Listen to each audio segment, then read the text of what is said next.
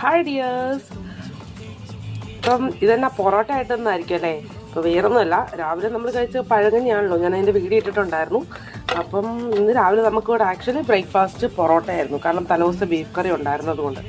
ഇതിപ്പോൾ എന്ന് വെച്ച് കഴിഞ്ഞാൽ നമ്മൾ രാവിലെ പഴങ്കഞ്ഞി കഴിച്ചുകൊണ്ട് പിന്നെ ഉച്ചയ്ക്കൊന്നും കഴിച്ചിട്ടില്ല. അപ്പം പഴങ്കഞ്ഞി കപ്പയൊക്കെ ഉണ്ടായതുകൊണ്ട് പിന്നെ ഉച്ചയ്ക്കൊന്നും കഴിച്ചില്ല. അപ്പം ഈ സാധനം എനിക്കുള്ളതാണ്, അപ്പം ഞാൻ കഴിക്കേണ്ടതാണ്. ഇത് ഇനി മിച്ചം വെച്ച് കഴിഞ്ഞാൽ അമ്മ വഴക്ക് പറയും. അപ്പോൾ അതുകൊണ്ട് ഞാൻ വിചാരിച്ചു എന്നാൽ ഒരു 6 മണിക്ക് മുന്നായിട്ട് ഫുഡ് കഴിക്കാമെന്ന് വിചാരിച്ചിട്ടാണ്. അപ്പോൾ ഇതൊന്ന് ചൂടാക്കുകയാണ്. പിന്നെ നമ്മൾ ബീഫ് കറി ഉണ്ടായിരുന്നു, നമുക്ക് ഓൾറെഡി ഞാൻ പറഞ്ഞല്ലോ ഇന്നലത്തെ ബീഫ് കറി ഉണ്ടായിരുന്നു വെച്ചതെന്ന്. ആ സാധനം ഇപ്പോഴും ഉണ്ട്. അപ്പോൾ പൊറോട്ടയോട് കൂട്ടി കഴിക്കാം.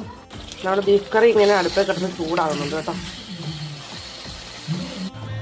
അപ്പം നമ്മുടെ ഈ മൊരിഞ്ഞ പൊറോട്ടയിലേക്ക് കുറച്ച് ബീഫ് കറി വെച്ചിട്ട് ഇത് കഴിക്കാൻ പോവാണ്.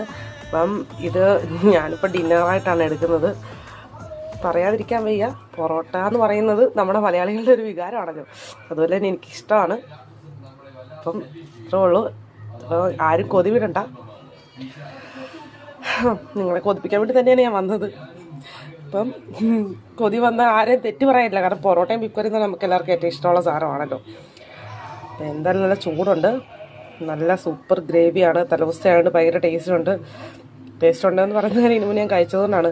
അപ്പോൾ അത്രയും സൂപ്പറാണ്. അപ്പം എല്ലാവരും ഇതുപോലെ എപ്പോഴൊക്കെ സാധിക്കുമ്പോഴത്തേക്ക് പഴയ തലേദിവസത്തെ ബീഫ് കറിയൊക്കെ വെച്ചിട്ട് ഇങ്ങനെ പൊറോട്ട കഴിച്ച് നോക്കുക കേട്ടോ. ഓക്കെ, അപ്പോൾ അത്രേ ഉള്ളൂ. ബൈ.